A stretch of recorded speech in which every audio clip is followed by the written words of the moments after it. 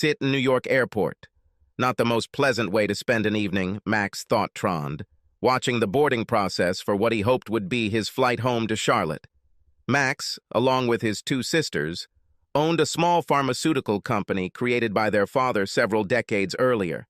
His father developed a series of valuable but rarely used drugs that made the company profitable but never offered much room for growth. His parents had passed away, and Max had spent the last few days in New York negotiating the sale of the company to a major pharmaceutical concern. Max and his team of lawyers and brokers closed the deal today and left it to the lawyers to complete the paperwork. Max hoped he would make it home tonight, but it looked doubtful. The last flight of the day to Charlotte was fully booked, and he was third on the wait list. He didn't call his wife Camilla because he didn't know what to tell her. He sat at the bar where he could watch the gate and drank his second gin and tonic, thinking about the deal and the money he and his sisters would share. Something over $10 million for him, plus a well-compensated transition period with Big Pharma, meant a new lifestyle for him and Camille. Their twin girls were already out of the nest, or at least on their way. Both were in college, juniors at Duke, where tuition was eating him alive. But all this will change when the deal with the pharmaceutical company closes. Meanwhile, the boarding process was ending and the agents at the gate were ushering the last passengers onto the plane. And then a small miracle happened. The boarding sign changed, and Max saw that his name appeared on the waiting list. He threw the money on the bar, waved to the bartender who gave him a thumbs up, grabbed his briefcase and duffel bag, and ran for the exit. The agent at the gate handed him his boarding pass and quickly explained to him and two other passengers that the group of 4 who had checked in remotely had not shown up, so they were given seats. Max ran down the plane with his new buddies, and when he got to the gate, he realized he had a first-class seat. A good sign, he thought. I got on the flight, I'm sitting in first class, home a day early. This may mean that the pharmaceutical deal will indeed close. The boarding door closed as he boarded, and the flight attendant asked if he wanted something to drink as they taxied to the runway. He felt like he'd earned another drink, so he drank another GMT and then fell asleep, dreaming of a future for him and Camilla with enough money to always fly first class. The shock of landing woke him up. He eventually made it to the taxi stand to take a taxi home. He had driven his pickup truck to the airport a few days earlier, but now he was exhausted, a little drunk, and it was really late, too late to call Camille to come get him. They lived a few miles outside of Charlotte, so the cab ride was long enough for him to fall asleep again. The driver had to wake him up when they arrived. Max paid him, added a generous tip, and a little sluggishly got out of the taxi. It was a long, busy day and evening. He was already thinking about getting cozy in bed with Camilla when the taxi pulled away and he turned towards the house. What he saw stopped him in his tracks and woke him up completely. A gold Mercedes was parked in the driveway in front of his side of the garage. The car seemed like a very fashionable Mercedes, but then all Mercedes seemed fashionable to him. The house was dark. By then, it was past midnight, and Max just stood there for several minutes. He spoke to Camille from his lawyer's office around noon, and she said nothing about late-night visitors. He tried not to think about the unthinkable, tried to create a happy scenario that would allow him to snuggle up to warm, sleepy Camille in just a few minutes. However, his mind didn't work that way, so he slowly walked towards the door in the passage between the garage and the house. He unlocked it, entered the quiet house, and walked even more slowly through the kitchen and up the stairs to his and Camilla's bedroom. The bedroom door was open, apparently not expecting visitors, and Max stepped inside. And then it closed. There was no other way to express it. His brain stopped working, he stopped breathing, even his heart seemed to stop beating. He saw what he considered unthinkable. Camille slept, naked, spread out on her side of the bed, with one arm wrapped around the man, who was also sleeping, even smiling slightly in his sleep. Max stood there for what seemed like an eternity, but eventually his brain started working again. He looked again at Camilla's hand, lying across the man, and they both snored. This broke Max's heart. Until tonight, he had enjoyed listening to Camille snore. She was snoring quietly, almost purring, Max thought. He thought her snoring meant she felt absolutely safe, deep in the peaceful sleep that came from sharing a bed and life with Max. He often fell asleep with that soft purring sound in his ears. But that's all. He would never hear that snoring again, never sleep next to her again. Even with his heart broken, Max began to think again. He saw the man's clothes neatly folded, lying on the chair that Max had sat on hundreds of times. Smoldering rage began to flare up inside Max. He pulled up his pants and pulled out his wallet and car keys, then stopped to think a little more. He could get the tennis racket out of the bedroom closet and use it to beat the asshole up, he decided. He could also beat Camille. Both of these actions, while satisfying in the short term, could cause big problems for Max in the long term. Another idea began to form in his mind. He took out his cell phone to take some incriminating pictures as the idea germinated and expanded. Max finished taking pictures and then collected all of Asshole's clothes and shoes. The asshole was a big guy. Max was 5 feet 10 inches tall and weighed about 160 pounds. The asshole looked at least 4 or 5 inches taller and perhaps 50 pounds heavier. A tennis racket may not have been a good idea, even in the short term. Taking his clothes and shoes in his hands, Max took one last look at his wife, his loving, beloved wife, the mother of his precious daughters, and hardened his heart against the love that had fueled him for more than 20 years. He left the bedroom, still without tears, and headed back down the stairs to the outside. The key fob beeped, and the Mercedes doors opened. Max put his briefcase and duffel bag inside and slid into the driver's seat. He was never a fan of fancy cars, but when he got into the Benz, he realized that he liked it. He figured out the controls, put the car in gear, and drove off. After about a mile, Max pulled over and looked at Asshole's wallet. The usual things. Some money, business cards that identified Asshole as Franklin Thompson, a senior sales manager at a local Mercedes dealership, a driver's license that showed a Charlotte address. If Asshole had family there, Max figured he could cause some real trouble. For Asshole, of course, and maybe Camille too. But at the moment, Max was exhausted and headed to the nearest motel to get some sleep. Camilla Tronder was a very careful person. She knew that she was not as smart as her husband Max, but thanks to her caution, her affair with Franklin Thompson lasted almost 5 months without Max suspecting anything. Max was still in New York, she thought, as she lay in bed with Franklin the next morning. He was good in bed, maybe not as good as Max, but out of bed he could not compete with his husband. Too much like a car salesman, she thought, coming to the conclusion that it was time to end this affair. Franklin was becoming too possessive. He wanted to spend the night with her, and she allowed it, but that would be the last time she did that. She planned to spend the rest of her life with Max and have a strange man in their marital bed. Even if Max will never know about it, it was still too disrespectful. She would call Franklin later today and gently but sternly tell him that their affair was over. Then she headed to the shower. Back in the bedroom, she was getting dressed when Franklin returned from the shower with a towel around his waist. He stood there for a moment and then asked, "Camilla, where did you take my clothes?" "What? I didn't move anything anywhere. Where are you all going this evening?" "I folded it right here, on this chair. But there are no clothes." "Did you take her with you to the guest room?" "She must be here somewhere." He muttered, heading back down the hallway to the guest room, and then immediately returned. "No, there's nothing there, there's nothing here." His voice trailed off as he tried to comprehend the disappearance of his clothes. "Perhaps you left everything downstairs when we came in the evening?"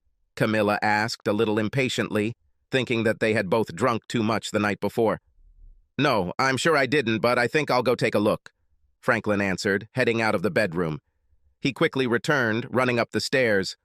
Camilla, my car is not there. My clothes are not downstairs. Someone was here at night, took my clothes and stole my car. Ah, damn it, what's going on?" "I'm sorry, what?" Camilla tried to comprehend what Franklin was saying. How could his clothes and car go missing?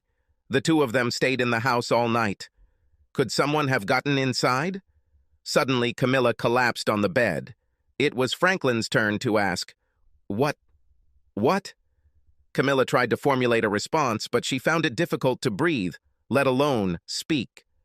"Franklin, what if it was Max?" she finally said. "What if he came home from New York while we were sleeping? What if he took your things and your car?" "Oh, shit," Franklin said, collapsing on the bed next to Camille. "You need to find out where he is. It could be him, but if he's still in New York, that means some kind of burglar has broken in, which means we need to call the police. I have to get my things and my car back. Oh, damn, this car. If we call the police, they'll want to know who owns it, and it's in my wife's name. For some damn tax reason, His voice trailed off as he imagined a future that could range from just bad to completely catastrophic. "I'll call his office. His secretary arrives very early, and she must know where he is." Camille took out her phone and dialed Max's office number. Even though it was not yet 8 o'clock, Max's secretary answered immediately. "Max Tronder's office, may I help you?" "Hey, Sheila, this is Camille. I know it's very early, and, I'm not sure where Max is. He didn't call last night, so, did you hear anything from him?" "Camilla, it's still early, and I know that the team in New York worked late yesterday. They'll probably start late today. I talked to Max yesterday around 6, just before I went home. He said they were making good progress and might reach a deal today." "That's good to hear. So he's still in New York, right?" "Yes, I'm sure he is. And I expect to hear from him as soon as they all get back to the lawyer's office. Do you want me to ask him to call you?" "Yes, please. But only if he has time. I know how important this deal is." "Well done. Bye." They hung up, and Camille turned to Franklin. "Max is still in New York, so we should probably call 911 and report a break-in and car theft." "Camilla, what do we tell them? That your lover had his clothes stolen from your bedroom and his car stolen from your driveway? I mean, what the fuck? We're really screwed here." Okay, I understand. Let's think about it. How about I take you home and leave you there? You dress up and report thefts as if they happened there. While your wife was taking the kids to school. And, maybe you don't report stolen clothing. This may be harder to explain than a stolen car." "Yes, except that yesterday I told my wife that I was going to Atlanta for a meeting about the new Mercedes S-Class, and I wouldn't be home until noon." "Okay, but we can wait until maybe noon when you'll be back anyway." "You drove home, left your keys in the car, because it was a short stop before going to the dealership, and your car was stolen while you were at home." "You know, I think it might work, and I could say I left my wallet in the car and it got stolen too. And we can hang out here for a few hours. Maybe we'll end up needing another shower. Maybe together." "Franklin, okay. Yeah, I need to call work to take a sick leave." Camille worked as a paralegal in a small law firm. The work was okay, if a bit boring. She went out into the hallway to make a call and returned to the bedroom to find Franklin back in bed. She was tempted, but after thinking about Max and her recent decision to end the affair, she decided to say no. "Franklin," she said, without making the slightest move to take off her clothes, "I think it's time to end this. We had a good run, but you know it could have been Max last night. We're lucky it was actually a bad guy. Let's find some clothes and maybe go to some place to eat for breakfast." Franklin looked at her, thought about trying to convince her, but in the end, he realized that she was right. They were lucky, but they shouldn't go too far. Yes. And with an inner smile, he remembered that another attractive middle-aged mother often came to the car dealership. "Okay, I agree. It was a good run. So, how about some clothes?" It turned out to be not so simple. Franklin was 50 pounds heavier and 4 inches taller than Max. Camille finally found a pair of tattered old sweatpants that seemed to fit Franklin after making a few V-cuts at the waist. She then tied some strings around his waist to hold up his sweatpants. She also found a sweatshirt that had turned pink when it was sloppily washed in the washing machine. She trimmed the sleeves and cut some more at the armholes, and Franklin had his outfit. She wanted to make a comment about the clown's clothes, but she just smiled slightly when she saw his face. They decided to watch TV until it was time to go to Franklin's house. Earlier that morning, around the time Franklin discovered his clothes and car were missing, Max pulled into the driveway of the address listed on Franklin's driver's license. There's a nice house, a small bicycle leaning against the wall of the garage. Max sat in the car for a while, thinking, wondering, but still without tears. His night at the motel passed quickly, and he didn't go out for a run until dawn. He was surprised that he didn't feel worse. Perhaps he was still in shock.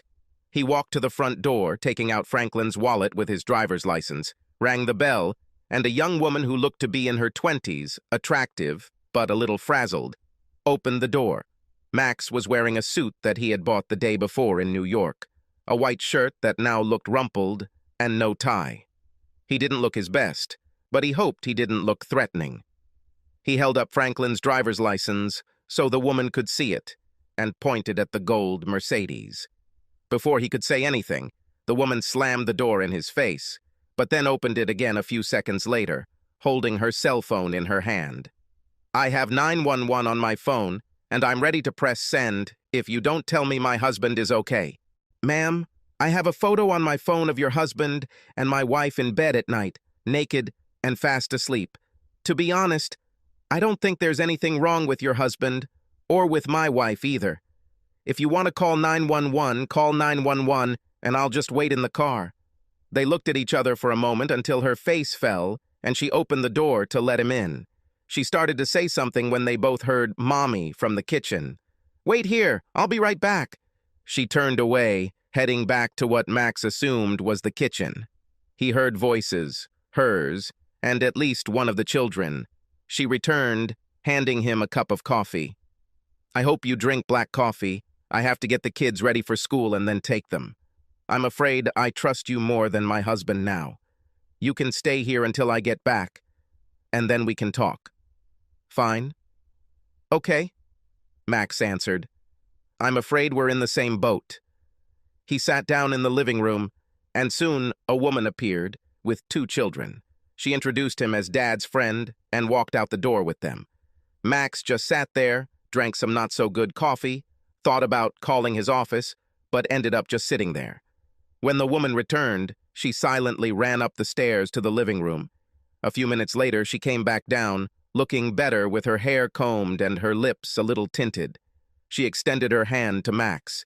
As they shook hands, she introduced herself. "Sorry for the recent commotion. I am Molly Thompson, currently married to Franklin Thompson, who is currently involved with the woman you are currently married to." Max couldn't help but laugh at her turn of phrase, and it felt good to laugh. "You are absolutely right about all the current events at the moment. My name is Max Tronder, and my wife's current name is Camilla Tronder."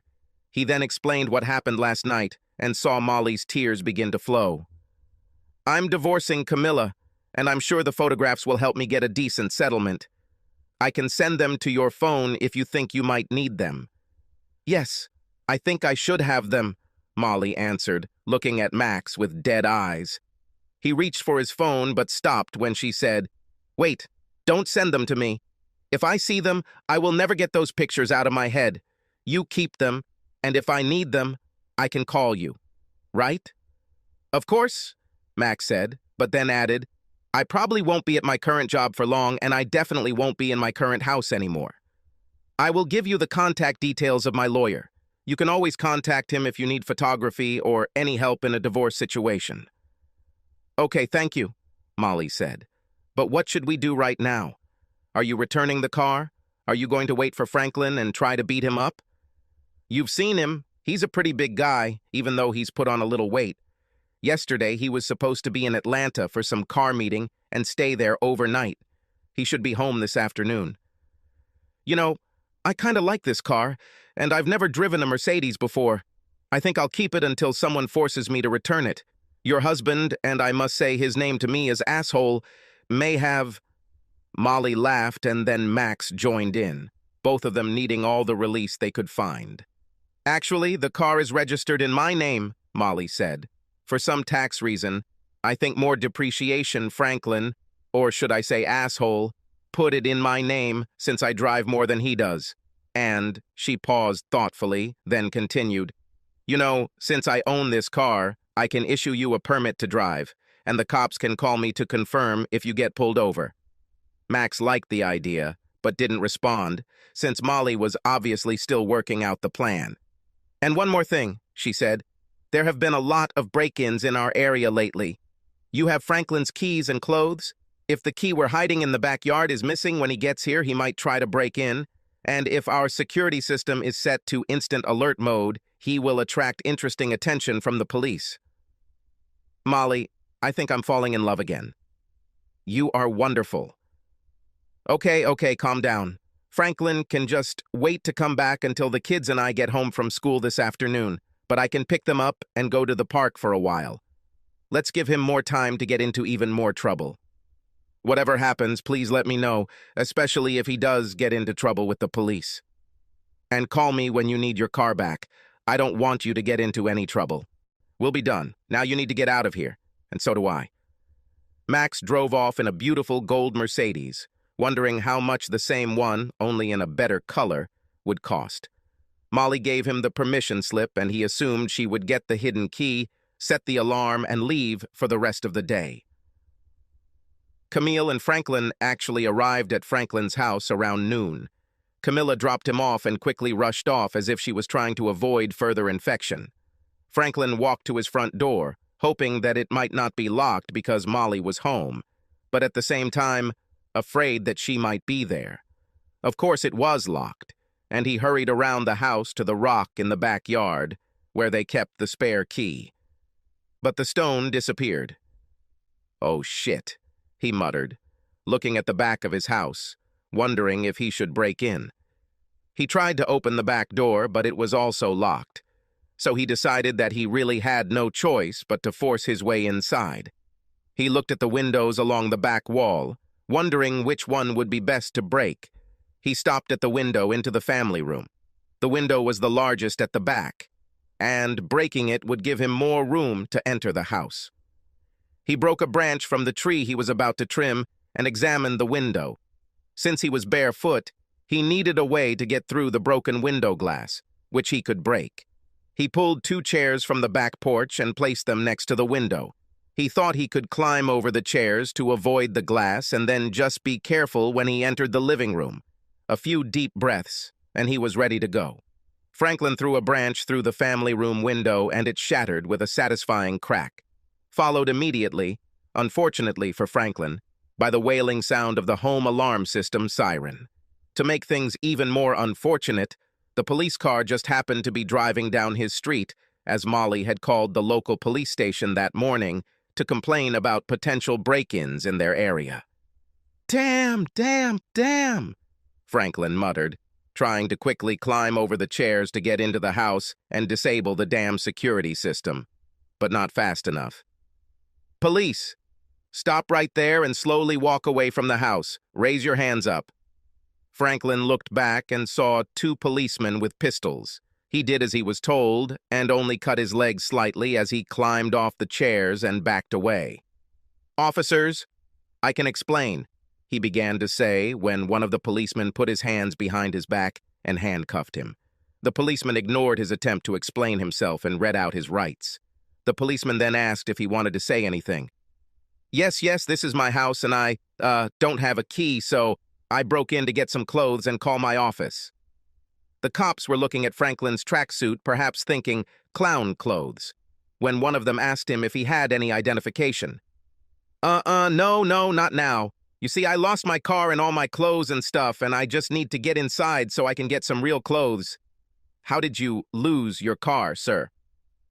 Well, last night I stayed at a friend's house, and this morning the car, wasn't there. It just wasn't, huh? Have you reported a mysterious disappearance? Maybe you left it in a bar somewhere?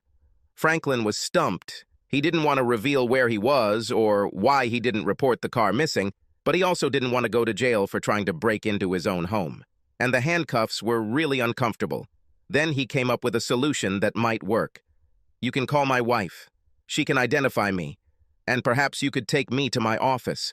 I can ask someone there to help me get some clothes. He knew he'd put up with a lot of crap at the dealership, but it was a lot better than going to jail. One of the cops took Molly's phone number from Franklin and went to call her. Franklin could hear the police part of the conversation. "Ma'am, this is Riles from the Charlotte Police Department. We are at the address." He gave the address. "And we have a man here who claims to be your husband. He tried to break into your house because he lost his clothes and—" "Yes, ma'am?" "No, ma'am." Yes, ma'am. We will, of course, do this." "Thank you, ma'am." He turned back to Franklin. "The lady says her husband is in Atlanta, and anyone who breaks into her house must be a burglar. She hopes we throw you in jail and throw away the key. But... Franklin was almost crying as the cops led him to their patrol car to take him to the station. And Camilla. She arrived at her office half a day late, but she will make up for lost time. Still thinking about Max, since she still hadn't heard from him, she called his cell phone, but no one answered. She then called his office again. "Hello, Sheila," Camilla again. "I'm starting to get a little worried about Max since I still haven't heard anything from him. And you?" "No, I have nothing new. I guess this means he's still in New York with the lawyers, but it's really not like him to not call. You do seem a little worried, so I'll call there and check on him, and either he or I will call you back in a few minutes. Fine?" "Thank you, Sheila. You are the best secretary in the world." A few minutes later, Camilla actually received a call back. "Camilla, this is Sheila. I talked to one of the secretaries at the law office, and she said Max left late yesterday, hoping to catch the last flight to Charlotte. So I called Max on his cell phone to check on him. I did talk to him, and he asked me to tell him that he would call later." "Fine." "Thank you, Sheila. Thank you," Camille said, disconnected. A snake began to grow in the depths of her stomach. Max hung up after talking to Sheila. He was driving a gold Mercedes to see a divorce lawyer recommended by Fred Thomas, his longtime business lawyer. He trusted his business lawyer and hoped he could trust his divorce lawyer. "Mr. Thronder, please take a seat." "Miss Reinhardt will be with you in a minute," the secretary told him. He sat down, somewhat reassured by the lawyer's office. No expensive furniture, but not cheap-looking either. Before he had time to worry further, a 50-year-old, somewhat plump lady with obviously dyed red hair entered the waiting room. "Mr. Thronder?" Max stood up and nodded, and she continued, "I'm Anna Reinhardt. Fred called and told me to take the best possible care of you. Let's go into my office and talk about your situation." Max followed her into a nice but not luxurious office, took coffee from the secretary, and told his story. He found a cheating wife, wanted a divorce, and also wanted to protect his assets, especially the proceeds from the sale of his company and his sister's company. He skipped the part of the story that concerned the golden Mercedes, although he suspected that Anna might find it funny. "Max, is it okay if I call you that?" He nodded, and she continued, "And I'm Anna. Good news, well, relatively good news considering your situation. Fred told me that you and your sisters owned your company before you married your wife, so your shares are considered separate property. That is, your wife has no rights to the shares of your company or to the proceeds of the sale. But you need to keep the shares and sale proceeds separate from any joint account you and your wife may have. This is true?" "I think so. But what about our house, retirement accounts, and the like?" "Well, there's not such good news for you. Since your salary is much higher than hers, you will be paying some child support for several years. We can probably avoid paying anything into the retirement account by increasing the amount of alimony. I know it's not attractive, but the short-term pain avoids what's usually worse, having to share your retirement money decades in the future. And your kids are in college, so no child support. I assume you don't mind being on the hook for the rest of their college expenses?" "Yes, that's suitable. What about the house?" "You and your wife must decide what you want. You may decide to sell it and split the proceeds, or one of you can buy the other's portion based on the current appraised value. After what I saw last night, I definitely don't want this house. I don't think Camilla can afford to buy my half, so I guess that means selling. Okay, I can do the paperwork this way. The divorce petition is a pretty standard form, so I can have it ready for you tomorrow, early if you'd like, so we can serve it to her tomorrow afternoon. A proposed settlement could then follow next week. God, that's pretty fast. Mr. Thronder, Max, listen to me. If there's a chance for you and your wife that some counseling or just a little time could... No, actually, it's just a shock for me. I mean, less than 24 hours ago, I was happy. I couldn't wait to get home to my wife and tell her the good news about the sale of the company. And now I'm sitting here talking about filing for divorce, but we must move forward. I'll figure out how to deal with this. Okay, but if you change your mind, just call me and we can work things out. Max thanked her, paid the advance, and left the office. He walked back to the gold Mercedes, wondering a bit about what was going on with that asshole he'd seen last night. And that reminded him that he had told his secretary that he would call Camille. Camille answered the phone in her office at the law firm where she worked. Camilla, this is Max. You called and looked for me. Oh, Max, thanks for calling. I missed you. Where are you? I'm here in Charlotte, Camille. When did you get back? The snake deep in her belly raised its head. Last night, Camilla. I came back last night. And the snake bit. A little harsh. Camilla leaned back in her chair. She knew she had to carry on this conversation, but she could barely breathe, let alone speak. Camilla, I'm hanging up now. No, Max, no, she managed to squeeze out. Please, please. Can we meet somewhere? I need to see you and just see you for a few minutes. Max hesitated. This woman was his love, the mother of his daughters, the most important person in his life for over 20 years. Okay, Camilla, the Center Cafe is at 6. The snake bit even harder. Camilla had to agree, but the Center Cafe was the place where she and Max had met a long time ago, both of them hanging out with friends. Since then, this cafe had become a special place for them, and now she was afraid why Max had suggested this, but she had to say yes. Max, I'll see you there, and please listen. I'm sorry, and I love you. Max hung up. Camilla sat and cried, and the snake bit more and more. Camilla came to the cafe early. Max was not there yet. She ordered a glass of wine and sat there thinking about what a terrible person she was. Her first real sexual experiences were with big, strong football players in college. She played around in high school, but it took those college football players holding her down, making her feel helpless. When Max arrived, she thought she had overcome this need to feel helpless. Max was everything she needed. Strong in bed, loving, a great father to the girls, a good provider. That would have been enough if it weren't for the plane ride back to Charlotte from the West Coast. Max was visiting some pharmaceutical company trying to sell a new drug, and she accompanied him for the weekend before his meetings began. Flying home alone on an overnight flight, she sat next to a large man, the coach of what turned out to be a local NFL team. They chatted, drank too much, and she fell asleep with her head on his shoulder. She woke up with his hand between her legs, under her skirt. Now, thinking about that night, she knew she should have screamed or at least pushed his hand away. But no, Camilla didn't do that. And the feeling of guilt? She didn't remember feeling guilty, only relief that Max didn't return until later that week when she and her body had recovered. The pussy had a feeling of guilt. This coach only worked in Charlotte for one season, and Camille might have become a faithful wife again if he had not introduced her to a forward from the practice squad before leaving. Not a star, not even a newbie, but just as strong and dominant in bed as the coach was. Camilla was actually grateful when she was assigned. After some time, the guilt finally surfaced. She wanted to remain faithful to Max and broke up with her lover. Camille thought she was done with her cheating by the time their girls left for college. She loved Max dearly and enjoyed the extra time they had together when the girls were away. But the snake slithered in when Max did something nice for it.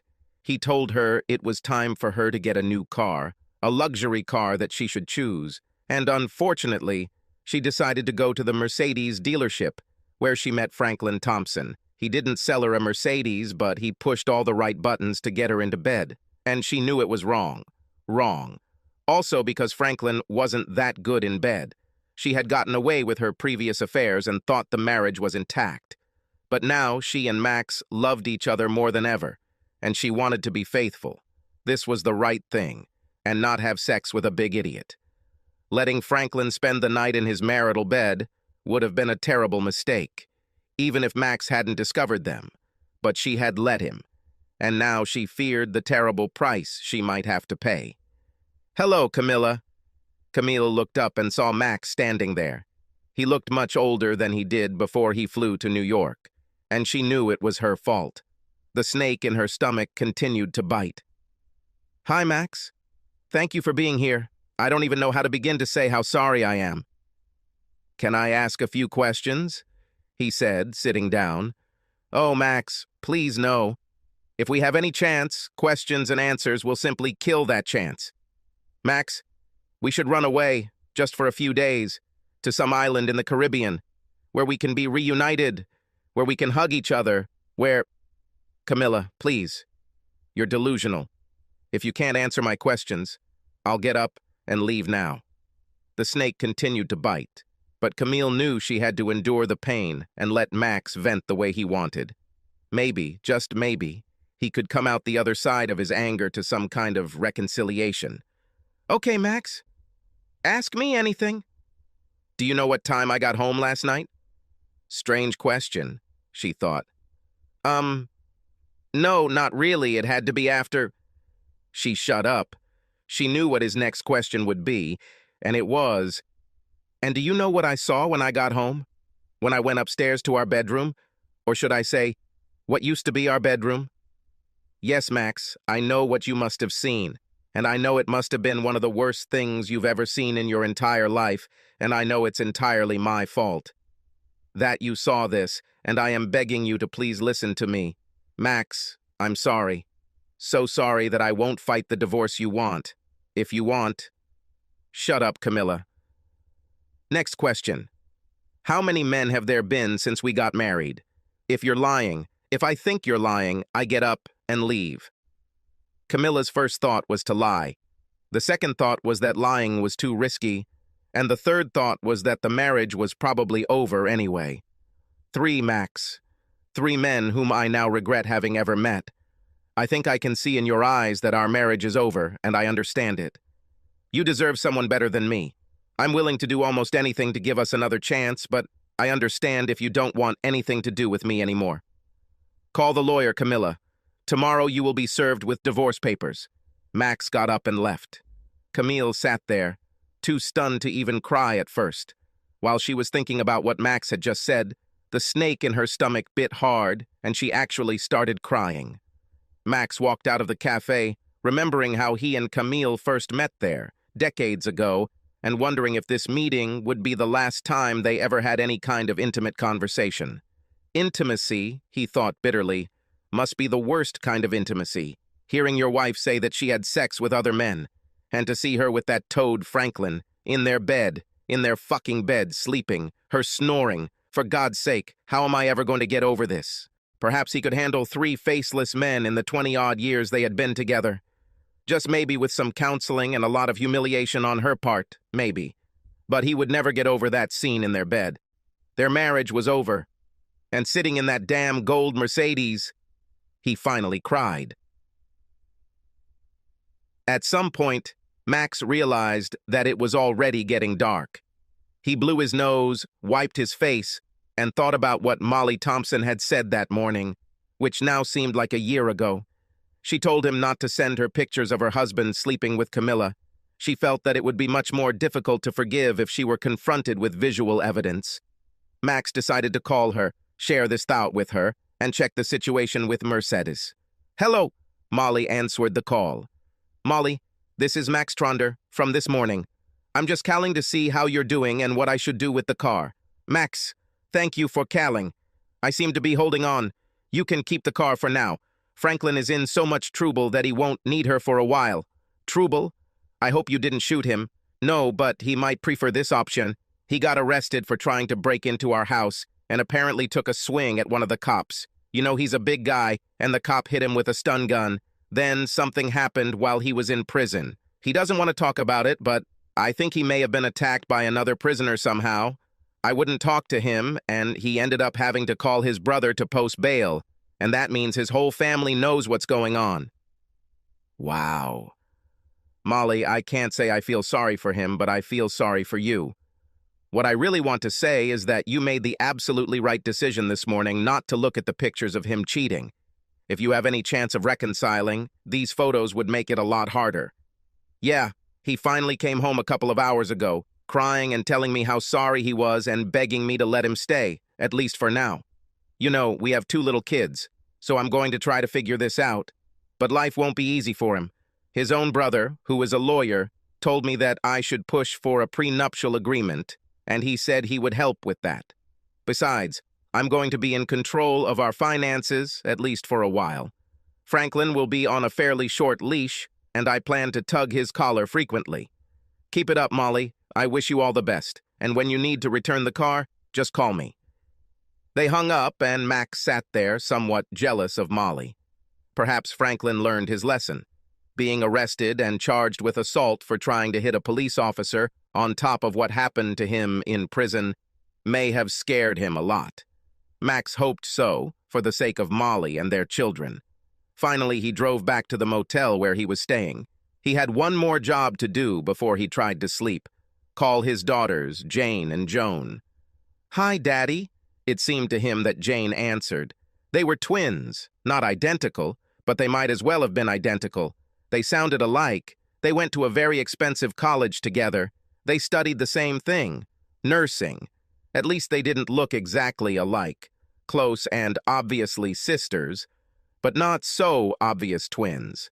Max often admitted, but only to himself, that he was happy that they were not identical. They were very good at ganging up on him, and he thought it would be even worse if 2 identical young women were forcing him to buy a car, getting him to stay out late, asking for money to go to Florida for spring break, which, whatever the request of the day is, "Daddy, please." But he also admitted, again, only to himself, that he enjoyed spoiling them. "Janie?" "Yes, you guessed correctly. Of course, there was a 50-50 chance. What's the matter?" "Listen, tomorrow is Saturday, and I would like to invite you and your sister to have breakfast. Well, let's call it brunch, maybe around 11 or so. That bistro on 4th Street we used to go to." That suits me. Wait a second." He heard a noise, and then she came back. "And Joan is fine, too. Can we—" He quickly interrupted her because 6 or 7 of their friends were present at their last brunch. "Let's do this, just the 3 of us, okay?" "Of course," Jane replied. "But tell me what—" And again he interrupted her, not wanting to start a conversation on the phone, which was quite difficult even in person. "Listen, I need to run. See you at 11. Love you, and tell your sister I love her too. Bye." And he hung up. He hoped she wouldn't call Camilla, but he couldn't tell her that. Then she would have called Camilla immediately. 11 o'clock tomorrow morning will come quickly enough. After Max left the cafe, leaving her with his warning or curse or whatever to hire a lawyer, Camille's tears were hard to stop. She knew she had screwed up everything. Her marriage, her family, her whole life. She knew that her daughters would find out, her parents would know, all her friends would know. She would probably lose Max and her home. And Max, poor Max, seeing her lying in their bed, naked, probably with that damn Franklin who had a boner. This scene must have nearly killed Max, and Camille's tears continued. Finally, the waitress came over and asked if she needed to go to the ladies' room. Camilla choked back her sobs and managed to say, "No, thank you." She paid the bill and left, heading to the house that would soon no longer be her home. When she got there, she found some gin, just the wrong amount. Not enough to make her pass out, but too much to help her figure out how to get Max back. After she drank it all, it helped her fall asleep, hoping for some miracle that would bring Max back to her. Max was sitting in the bistro at 11 o'clock the next morning when his daughters entered. He reviewed and approved the draft divorce petition early in the morning, then drove 2 hours from Charlotte, using that time to figure out how and what to say to Jane and Joan. But first, everything is as usual. Hugs and kisses, how is school, how is work, food ordered and eaten, plates cleared, and then, finally, real conversation. "Dad, we know something is wrong," Joan began. "You look a little sick. Are you here to tell us you have cancer or something? And if so, where is Mom?" "Girls, yes, I have really bad news, but nothing physical. No one is going to die and—" "It's Mom," Jane interrupted. "She did something terrible. Oh my God, did she run off with one of her firm's lawyers? A young, strong body that Joni or I should be chasing?" Both girls burst out laughing, taken aback by the absurdity of the idea, until they saw that their father was not laughing. "Dad, no, not Mom, no." Joan couldn't finish her fear out loud. "Girls, listen to me carefully. Yes, Mom changed. She cheated on me, but that doesn't mean she cheated on you girls." "Yes, that's right, Daddy," Joan said through tears. "If her cheating is destroying our family, then yes, she cheated on us just as much as she cheated on you." Both girls cried, and then Max started crying too. The girls stood up and tried to hug their dad and hug each other at the same time. "Dad, let's get out of here," Jane said. "There's a park about 2 blocks from here, and we'll have more privacy there." People were staring a bit, so Max quickly paid the bill, and they walked into the park, a girl on each side of him, all of them holding each other. "Tell us, Dad," Jane said after they found a bench to share. "We deserve to hear how bad it is." "You know she's right," Joan intervened. "We are quite mature and can handle this. On the way here, I was racking my brains over what to tell you," Max began. "I agree. You are both adults. And yes, you are right. Your mother did cheat on all of us. I'm afraid I found my mother at home in our bed with another man, and she later admitted that there had been other men before him. I think I'm still in a bit of shock, but I know that she and I won't be able to recover from this. I've already talked to a divorce lawyer, and Mom is getting a divorce petition today." More tears, and then finally silence, as they all thought about the news and what their future would be like. "Girls, no matter how bad it is, you need to put yourself and your schoolwork first. Enough money to pay for your senior year here at Duke. And if either or both of you want to do graduate work, I suspect I can find some money for that too. But there is a quid pro quo here." They looked at him. What did he mean? "I'm happy to pay for your education, but I expect you to work hard and get good grades. Yes, what Mom did makes it difficult to concentrate on school, but you told me that you are adults, and real adults, mature, disciplined people can handle such adversity. Right?" They looked at each other, cried again, and hugged him. "Yes, yes, Daddy, you are the best, and we absolutely, positively will not let you down." Joan encouraged him while Jane looked thoughtful. "Dad, Joan is right. We won't let you down. But what about you? Will you be okay? What are you going to do?" "Well, you can think about a lot in a 2-hour drive. First, I want you both to know that what you said does not surprise me at all. I know you will continue to do well in school, and I will continue to be proud of you. As for me, what my mother did beat me up pretty bad. I could crawl into a hole and just, suffer, feel sorry for myself, try to find a way to make peace with your mom.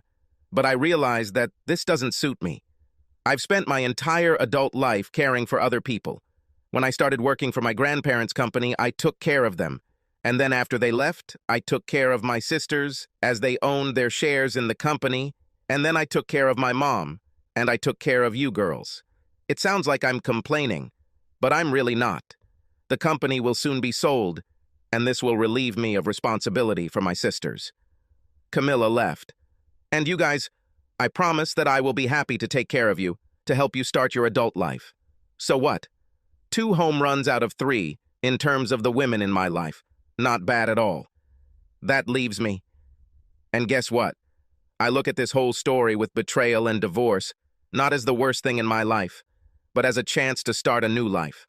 A whole new life dedicated to caring for one person. Me? Fine. Dad? Really? I mean, if you really mean what you say, that's great," Joan said. Jane was a little more skeptical.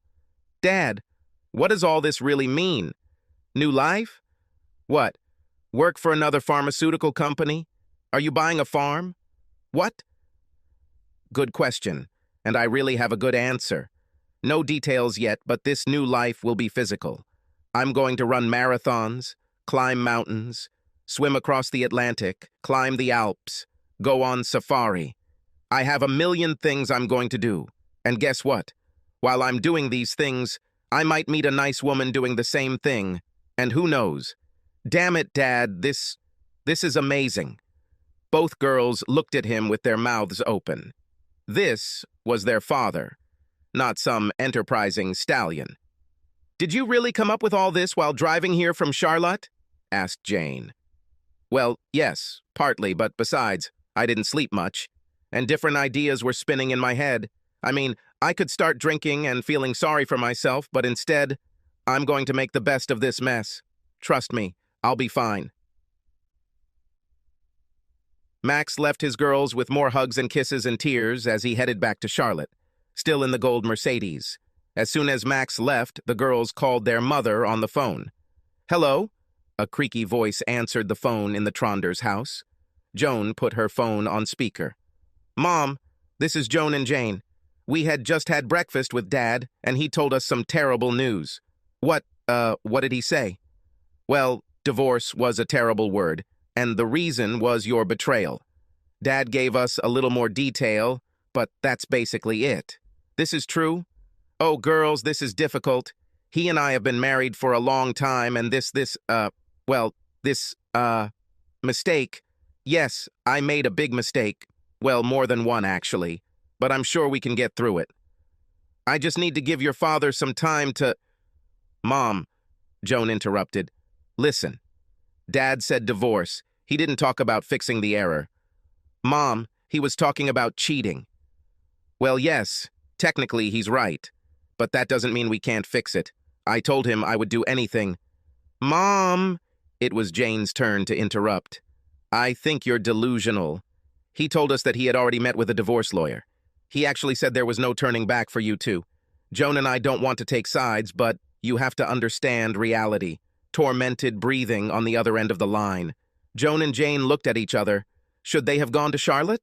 Finally, Camilla spoke, not much louder than a whisper. I know I screwed up and ruined my marriage. I think your father hates me, and he's right. I've done disgusting things. He told me to hire a lawyer, and he was right about that too. I'm sorry, girls. I know it's terrible for you too."